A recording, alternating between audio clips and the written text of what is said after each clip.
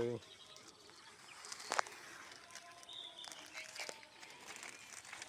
পোকার আক্রমণ থেকে পেয়ারাকে রক্ষা করার জন্য পেয়ারায় পলিপ্যাকিং করতে হয়। আর এটাতে একটা সুবিধা হলো পেয়ারার সাইজটা খুব ভালো হয় এবং পেয়ারার যে পোকার আক্রমণ থাকে না এবং কীটনাশকের ইউজটা অনেক কম প্রয়োজন হয়। আর যদি পলিপ্যাকিং না করা হয় সেক্ষেত্রে প্রচুর পরিমাণে কীটনাশক ইউজ করতে হয়, যেটা পেয়ারার জন্য ক্ষতিকারক, মানুষের স্বাস্থ্যের জন্য ক্ষতিকারক। এজন্য পলিপ্যাকিং করে পেয়ারাকে কীটনাশক মুক্ত রাখা হয়।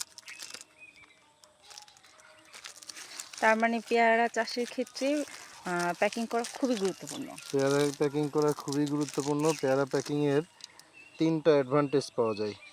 আচ্ছা, একটা হলো পেয়ারা খুব দ্রুত বড় হয় এবং পেয়ারার খুব ভালো সাইজ এবং শেপ আসে। আচ্ছা। 2 নাম্বার, এটাতে পোকার আক্রমণ হয় কম, কীটনাশকের ব্যবহার হয় কম। আর 3 নাম্বার, পাখি প্রচুর পরিমাণে পেয়ারা নষ্ট করে, সেটা থেকে পেয়ারাকে রক্ষা করা যায় পাখির উৎপাত থেকে। আর আমরা বাগানিরা পাখির খাওয়ার জন্য 2-4টা পেয়ারা ফাঁকা রেখে দিই, কিন্তু পাখি যখন শুরু করে বাগানে, যদি পেয়ারা পলিপ্যাকিং না করা হয় পুরা বাগানই তছনছ করে ফেলে।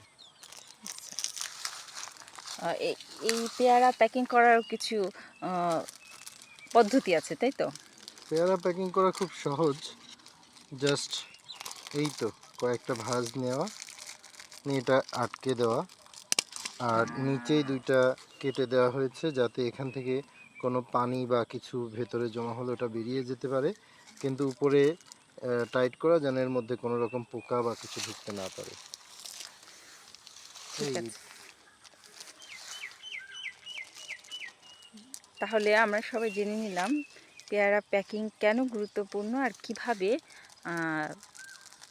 পলিগুলো আসলে লাগানো হয় এবং প্যাকেটিং করা হয়।